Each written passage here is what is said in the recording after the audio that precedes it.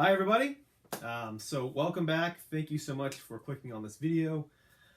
This is going to be the final lesson of the month, and with that I decided that I would wrap up the month of writing philosophy and core writing ideas with a bit more of kind of an explanation of how my novel Tarot basically came to be.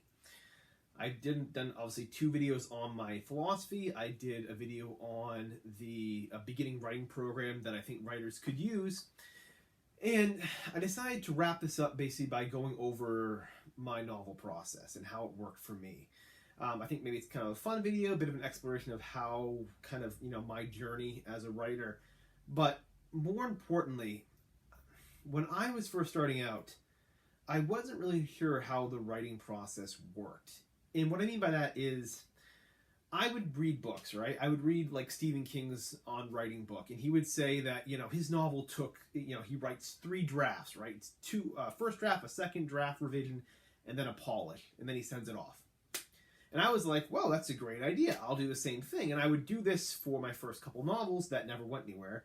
And after the 3rd draft, my novel was still terrible. I couldn't figure out, I'm like, he does this in 3 drafts. How is this working, right? And so it wasn't until I started seeing more and more authors that I started realizing that it's a long process. Stephen King has it pretty much down pat just from years and years of repetition. But you don't actually see the process. You don't actually, there was no one really for me to ever study to see exactly how they got that first deal, right? You've heard about people getting rejected before and that last publisher, like J.K. Rowling, right? 30 rejections, and all of a sudden the last one took her and became a, save Scholastic, right? Or whatever. So you don't really hear about the actual step-by-step process. You don't actually know, get an idea of how many drafts it takes, how long it takes, etc.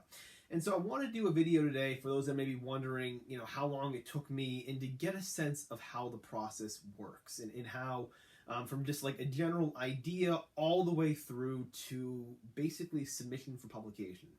All right. So hope you do find this enjoyable. If this is not something that you're necessarily interested in, obviously click out of the video, come back next month. But for everyone else, let's get into it. So this is a step-by-step process I did for my novel Tarot. I've talked about this before. Right now it's being reviewed by a publisher right now for potential publication. And so while we're waiting here for the process, I'll just kind of be going through what led up to this point. All right. Now, to get started, I began this novel in 2018. So as you can see here, put a little note here at the end. I started this when I was going for my MFA. So when I was going for my MFA, I needed to come up with a thesis project. I had no idea what I wanted to work on. There was one novel I thought about maybe writing that my professor, being very wise, talked me out of doing. It required a lot of characters. It was a lot of challenge, basically, as far as the plot goes. It was a bit complex. And their suggestion was start small. Their suggestion basically was start small with maybe one character, one distinct voice, and focus on crafting that. So the idea was, you can do this if you want, but I would suggest you start small. And I, realizing that, I didn't have the experience they had, took their advice, and I decided to go with a smaller project that I made up on the fly. Quite literally, this was done basically in the span of about a half hour. So what had happened is when I was going for my MFA, we basically do a thing where it was remote for most of the process, and then every 6 months you meet up for 1 week at a residency, and you go through and you basically submit work, and you get a chance to kind of interact with people. And so I was in the lobby of this hotel room, and there was a woman that I became very, very close with, became a close friend, who was doing tarot reading there. And so as she was doing the tarot reading, I came up with the idea of, wouldn't it be interesting if I wrote a novel about someone that was a scam artist tarot reader?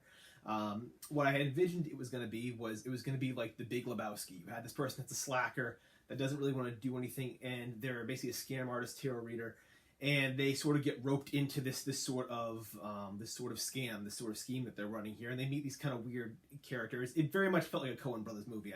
Professor actually even wrote that in the notes when I first submitted the first couple pages, they're like, well, this feels like a the Coen Brothers film. So it was very exciting.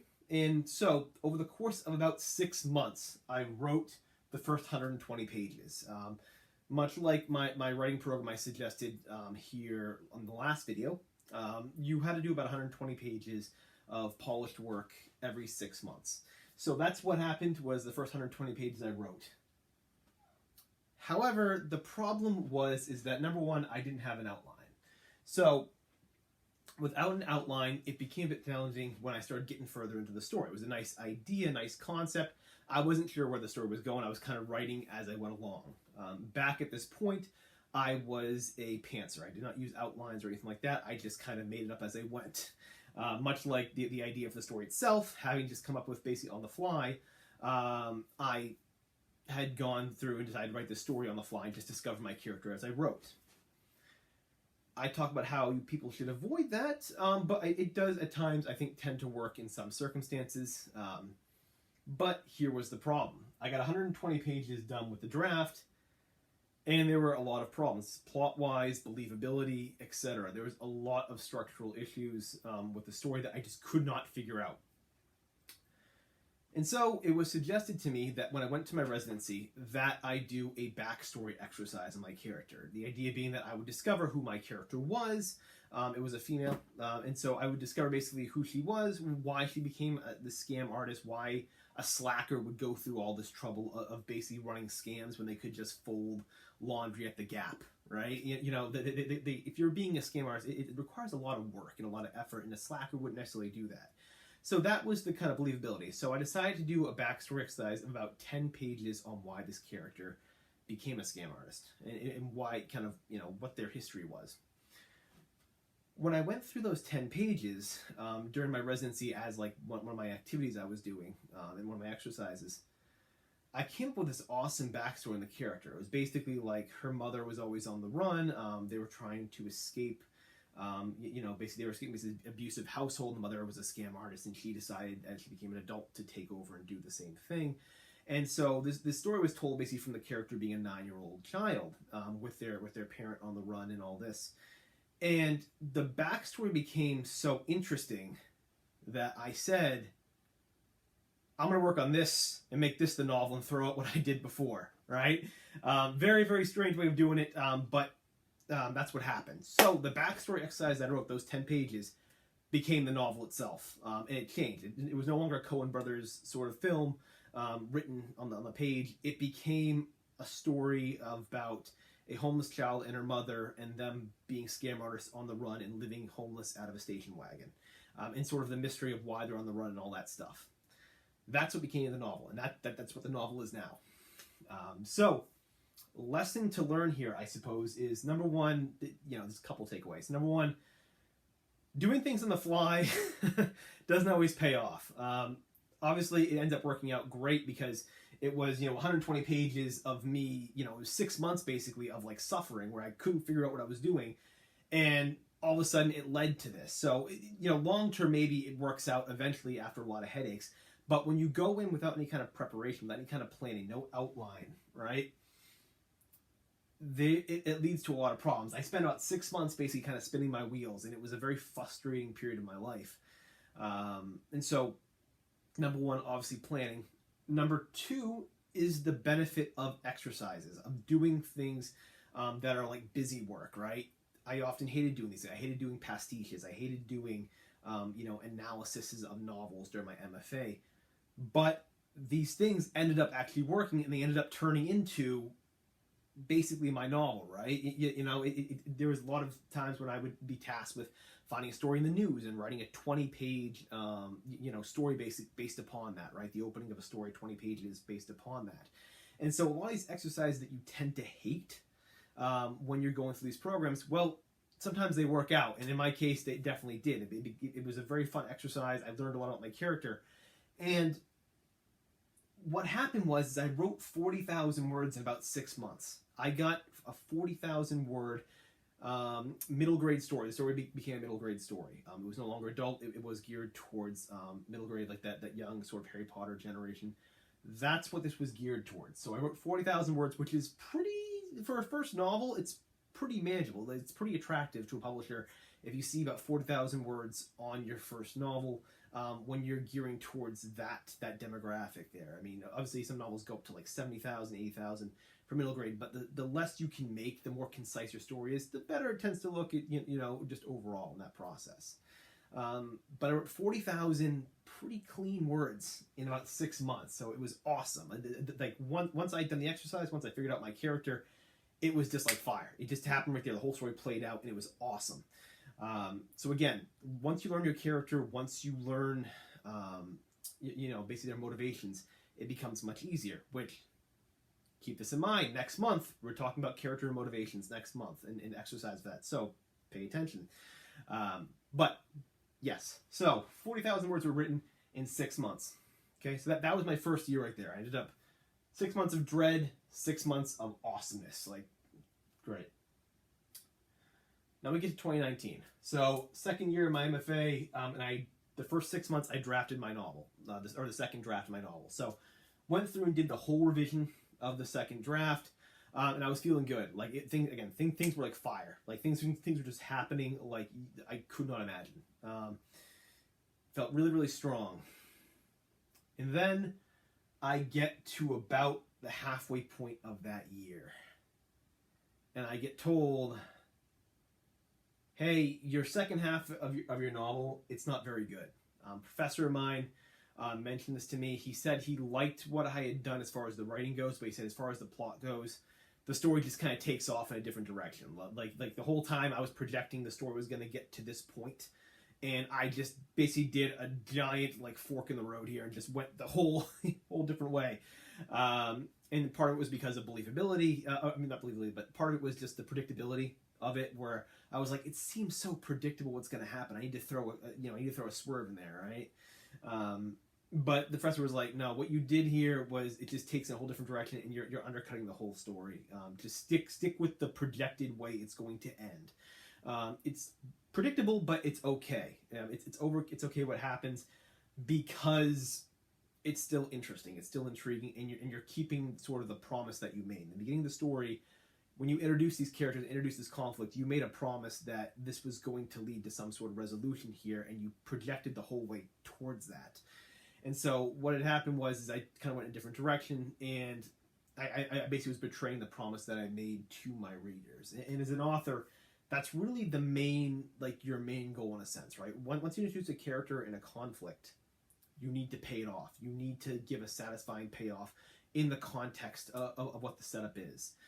That's often why when you see books or movies that don't work out well, that's probably a good reason why. That's also why I've talked about before, where if you have a third act problem, you really have a first act problem, because the third act is just the payoff to what your premise in the setup is in the first act. And so if your third act's bad, it's probably because your first act is not projecting towards that. So I threw it out. I basically ended up throwing out the whole second half of my novel. Yes, it was only like 20,000 words, but still, it was a lot.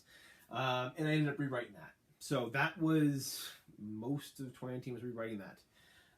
Then towards the end of that year, so that was about 4 or 5 months probably, I ended up going through and doing a third and fourth draft really quickly in the span of just a few months.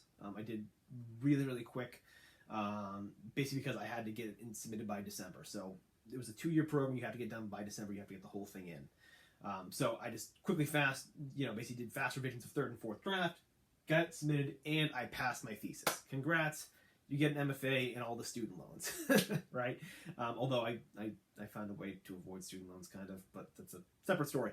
But yes, so that is basically what happened for the first 2 years of the novel, right? 2018 to the end of 2019. That's what happened. 4 drafts of a novel. Okay, so for those that are kind of obviously trying to kind of gauge here, 2 years and just 4 drafts to get a novel done. Some might say that's very slow. Some might think that's very fast. The point is, it took the time that it took because of the detours I had to make. I had to throw out, obviously, the first half of the novel at the beginning and rewrite a whole new one, and I had to throw out the second half of the novel and then rewrite that. Okay? So, 2020 begins. I graduated that January. 2020 begins. and I start looking at potentially querying. Before I started querying, though, I went through and I realized the novel passed the thesis. I don't know if it's at the point, though, where it can be picked up by a publisher. I'm always very, very hesitant throughout this process to just jump in and be very, to jump in very quick, right? I tend to be one of those people where it's like, I want to be sure and almost certain that someone is going to be looking at this novel seriously. And so, always being the cautious person, I went through and did a 5th and 6th draft. At the same time, this was also when I started having my critique partners going through and doing more reviews of this. Someday I'll do a video on critique partners, what to look for and all that stuff. But at the time, I was part of, I think, 3 critique groups at the time. And I think 2 of them were looking at this novel. There's one that wasn't, but 2 of them were taking a look at my novel here and just giving me tons and tons and tons of feedback on it. They had to give me feedback as well while I was going through my MFA, but now that I had no MFA, now that I had no professor to bounce ideas off, now that I didn't have critique roundtables anymore with other people in the program to give me really dialed in feedback, it becomes your critique partners that give you that sort of feedback here. And I was very fortunate. I've always been very fortunate in a sense to have had amazing critique partners. I've never had a bad group. And a lot of my critique partners are very talented. Like, people that I suspect will be published probably within the next... I'd say basically within the next probably like 5 years, a lot of them are going to be published. Just because they're all scary good. Just having gone through an MFA and seen the talent it takes to go through an MFA and do well in that, a lot of these people have it. So again, just very, very fortunate that I met these people and that they were so good at offering feedback. So 5th and 6th draft were done. Critique partners reviewed it. There's a lesson to be learned here. Critique partners are amazing. Critique groups are amazing. But you need to find ones that are good at offering feedback without any kind of emotion, like the ones that can take criticism also, but ones that are very articulate in their analysis. There are some people that do critique groups that just will tell you if they like it, don't like it, I didn't like this thing here. The trick basically to a really good critique group in telling if someone's really good is not so much if they say, I didn't like this. It's when they say, I see that you were trying to do X, but when you did Y, it wasn't working to make me believe X, if that makes sense. Like, I can see when you wrote about this person's backstory that you were trying to convey a sense of sympathy for the character, but you didn't really hit that. You went off on more of an analysis of just these really side things that were unnecessary. I would suggest trimming it and maybe focusing a bit more on just the emotional impact this character had with this other person in this backstory to convey their relationship, and then let us gain a little bit of sympathy as the reader, and then move on. That's a really good critique partner. Ones that can see what you're trying to do and then offer solutions to it. Not so much ones that offer like, I don't know, I didn't like it, it didn't really connect with me. That can be helpful at times, but generally speaking, a critique partner, it works really well when they can see what you're trying to do and then offer solutions to that. Again, I'll do a video someday on this to help people out. But yeah, so very, very critique partners. And the other thing too is you're only really as good as your group. This is, I guess, a bit of an aside, but hopefully people take something away from this. In that, when you take in a group, especially the critique partner, for example, right? You tend to be the culmination of that group. It's like when someone tells you, the net worth of your 5 closest friends is what your net worth is, or something like that. It's kind of the same thing. Like the skill level of the 5 people, let's say 5, whatever, the skill level of everyone in that critique group, the average skill level there is probably going to be what your writing skill level is going to be at. So if you have critique writers that are not particularly the most talented of writers, you may not get your book as far as you could. A lot that goes into that, but generally I have found the more skilled the critique partners are, the more skilled they are as writers, the better feedback they can offer, and the better analysis that they can do, and the better your book ends up becoming. One final point. If you're going to be doing a critique group, you don't want to be the best person in the group. That's the last kind of point I'm going to add, just because I've been talking about this. What I mean by that, again, kind of like the philosophy of like the, if you look around the room, right, and you're the smartest guy in the room, you're in the wrong room because you're not going to learn, right? If you're the best writer in the critique group, you're not really going to learn. But you can get a little bit of feedback here and there, but generally speaking, you want to be towards the bottom. Like I always say, ideally, if there's 5 people in the critique group, you want to be like number 4. You don't necessarily want to be the worst, but you want to have people ahead of you that can offer advice because you're going to take that advice and you're going to grow. If you're the best one in the group in terms of prose and skill and knowledge, you're not going to get as much out of it. You should be looking maybe for a bit of a different group. Again, just something to say there. I've never been the best in my critique groups. Even the ones that I'm only in one now, and I am certainly not the best in it, which is amazing because I always end up learning something. So that's an aside. That's just some extra advice here. But yeah, 2020, started going through on my own, making additional drafts, and got more critique partner feedback on this process. In the middle of 2020, I started querying. So as I was going through these drafts, and as I was making the corrections, I started querying. I was actually querying while I was drafting just because I knew the process took a while, and because I was feeling pretty confident by the time I got to my 6th draft that it's worth a look. That if I queried an agent and they saw the first pages and they liked it, that I could send them the full manuscript and they would enjoy the story. It may not be as polished as it could be, and perhaps that is my failing. But generally speaking, I was pretty confident that, yeah, by the time the sixth draft, I was on the 6th draft, basically an agent would seriously consider my work. So I queried about 12 agents. The query letter I've talked about before obviously worked. I was getting a lot of responses back. Some were ghosted, obviously, but most of them were responding back. Some with form letters, some with more personalized. There were a couple of personalized ones that were like, thank you so much. I really did like this story. I'm not sure if I can fit in my catalog right now, that sort of thing.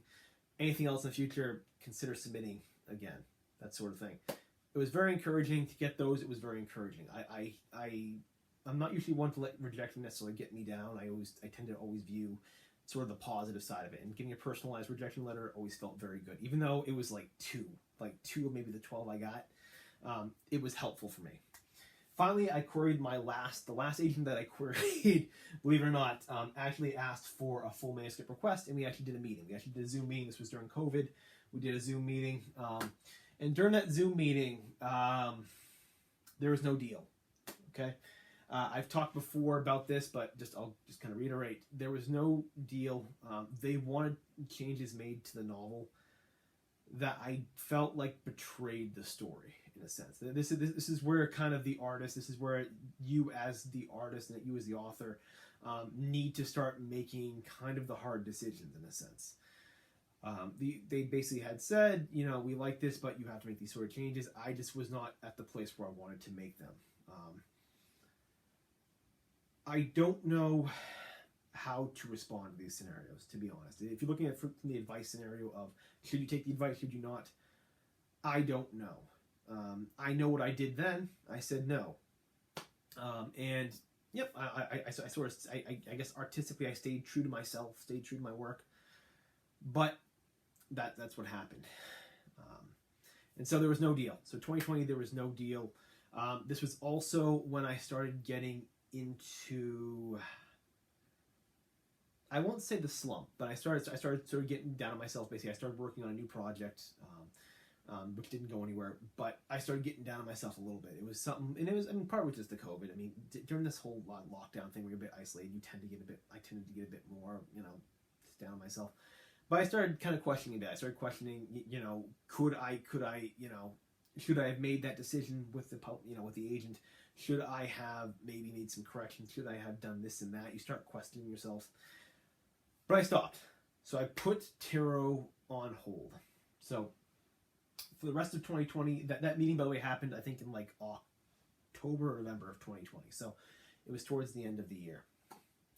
And so for all of 2021, for most of it, for about almost basically a full year, I didn't work on this. I worked on another project that I started and stopped. I worked on a couple other small short stories as well. Started writing a little bit, but nothing with tarot worked. Nothing was stayed there. And then I went basically into June of 2021, and then into July and August when I had that break from writing, right? I've talked before about kind of that dark period where I really came to that sort of self-doubt really hit me, and it was sitting there where I was just like, did not want to write. I talked about, that was the slump. That was the actual slump itself.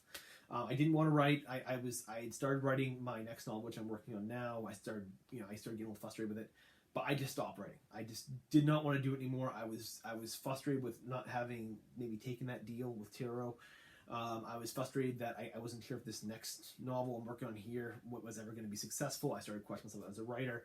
All that self-doubt finally hit. It was like July of 2021, and I was stopped.